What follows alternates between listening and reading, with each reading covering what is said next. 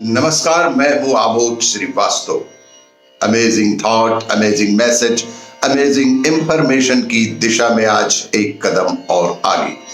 आज की जानकारी का विषय है शरद पूर्णिमा की महत्व। आपको ये मेरा वीडियो अच्छा लगे तो लाइक करें, शेयर करें और लाल बटन दबाकर सब्सक्राइब अवश्य करें। साथ ही बेल आइकन दबाना बिल्कुल ना भूलें। अश्विन शुक्ल पक्ष की पूर्णिमा शरद पूर्णिमा कहलाती है।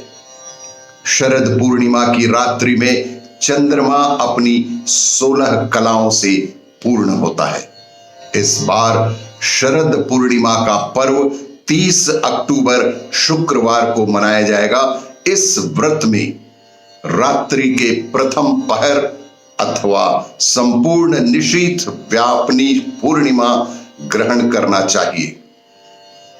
इस व्रत में रात्रि के प्रथम प्रहर अथवा संपूर्ण निशीथ व्यापनी पूर्णिमा ग्रहण करना चाहिए। जो पूर्णिमा रात के समय रहे वही ग्रहण करना चाहिए। पूर्णिमा तिथि अक्टूबर 30, 2020 को 5:45 शाम से प्रारंभ होकर अक्टूबर 31, 2020 को रात्रि 8:18 पर समाप्त होगी। पूर्णिमा की पूजा, व्रत और स्नान शुक्रवार यानी 30 अक्टूबर को ही होगा। चंद्रोदय 5:34 शाम को होगा। शरद पूर्णिमा के व्रत को कोजागार व्रत भी कहते हैं। इस शरद पूर्णिमा के व्रत को कोजागार व्रत भी कहते हैं क्योंकि लक्ष्मी जी को जागृत करने के कारण इस व्रत का नाम कोजागर पड़ा। इस दिन मां लक्ष्मी, नारायण, महालक्ष्मी एवं तुलसी का पूजन किया जाता है। और ऐसी मान्यता है, हमारे पौराणिक कथाओं में, हमारे पौराणिक शास्त्रों में ऐसी मान्यता लिखी गई है कि इस दिन श्री कृष्ण ने गोपियों के साथ महारास रचाया था। साथ ही माना जाता है कि इस दिन मां लक्ष्मी रात के समय भ्रमण में निकलती है, यह जानने के लिए कि कौन जाग रहा है और कौन सो रहा है। और उसी के अनुसार मां लक्ष्मी उनके घर पर ठहरती है या निकल जाती है। इसीलिए इस दिन सभी लोग रत जगा भी करते हैं, जिससे कि मां की कृपा उन पर बरसे और उनके घर से कभी भी लक्ष्मी बाहर ना जाए। इसीलिए इसे कोजागरी पूर्णिमा, इसी उद्देश्य के साथ कारण ही इस शरद पूर्णिमा को कोजागरी पूर्णिमा या कि रास पूर्णिमा के नाम से भी हिंदू समाज में जाना जाता है। हिंदू पंचांग के अनुसार अश्विन मास की पूर्णिमा ही शरद पूर्णिमा पर्व मनाया जाता है। ज्योतिष के अनुसार ऐसे कई वर्षों में पहली बार हो रहा है कि जब शरद पूर्णिमा और गुरुवार का संयोग बना हुआ है। इस दिन पूरा चंद्रमा दिखाई देने के कारण इसे महापूर्णिमा भी कहते हैं। पूर्ण रूप से चंद्र के दर्शन होने के कारण ही इसे महापूर्णिमा के नाम से भी पुकारा जाता है।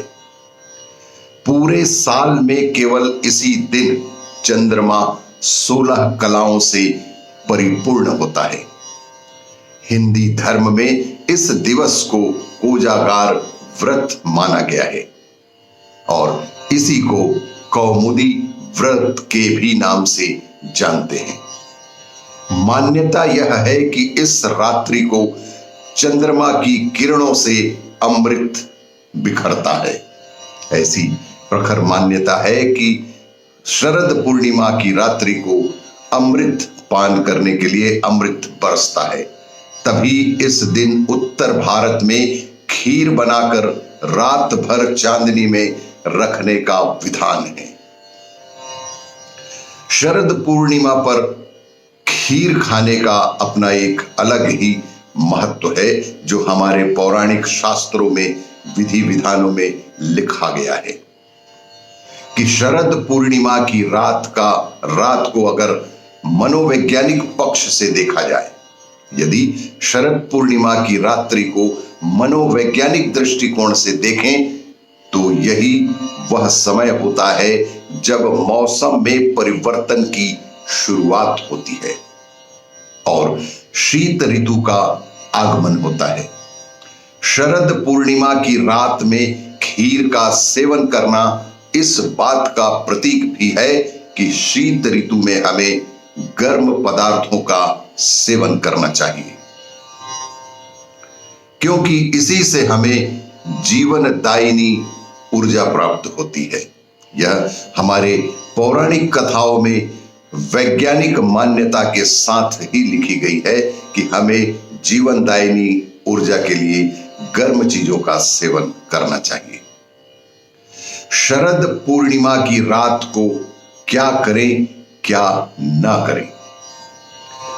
दशहरे से शरद पूनम तक चंद्रमा की चांदनी में विशेष हितकारी किरणें होती हैं। शरद पूर्णिमा की किरणों में विशेष हितकारी किरणें भी होती हैं।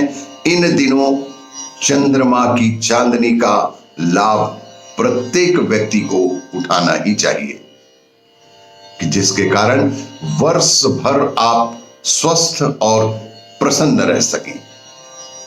नेत्र ज्योति बढ़ाने के लिए दशहरे से शरद पूर्णिमा तक नेत्र ज्योति में वृद्धि करने के लिए दशहरे से शरद पूर्णिमा तक प्रतिदिन रात्रि में 15 से 20 मिनट तक चंद्रमा के ऊपर त्राटक करने से बहुत ही अच्छा लाभ मिलने की पूरी संभावना होती है। अश्वनी कुमार देवताओं के वैद्य हैं। जो भी इंद्रियां शिथिल हो गई हों उनको पुष्ट करने के लिए चंद्रमा की चांदनी में खीर रखना और भगवान को भोग लगाकर अश्विनी कुमारों से यह प्रार्थना करना चाहिए कि हे अश्विनी कुमार, हमारी इंद्रियों का बल, ओज और तेज बढ़ाएं। और इसी प्रार्थना, इसी आराधना और इसी विश्वास के साथ उक्त प्रसाद स्वरूप खीर को खाना चाहिए। इस रात सुई में धागा पिरोने का अभ्यास करने से भी नेत्र ज्योति बढ़ती है। ऐसी मान्यता है कि शरद पूर्णिमा के दिन सुई में धागा पिरोने का अभ्यास करने से नेत्र ज्योति बढ़ती है। शरद पूनम दमे की बीमारी वालों के लिए एक वरदान है। शरद पूर्णिमा दमे की बीमारी वालों के लिए निश्चित रूप से एक वरदान ही है। इस दिन अधिकांश मंदिरों में दवाइयों का वितरण भी किया जाता है। चंद्रमा की चांदनी गर्भवती महिला की नाभि पर पड़े तो गर्भ पुष्ट होता है। शरद पूनम की चांदनी का अपना अलग ही महत्व है। इस शरद पूर्णिमा पर आप सभी को हार्दिक बधाइयां, शुभकामनाएं। धन्यवाद। आपको ये मेरा वीडियो अच्छा लगे तो लाइक करें, शेयर करें और सब्सक्राइब अवश्य करें। धन्यवाद।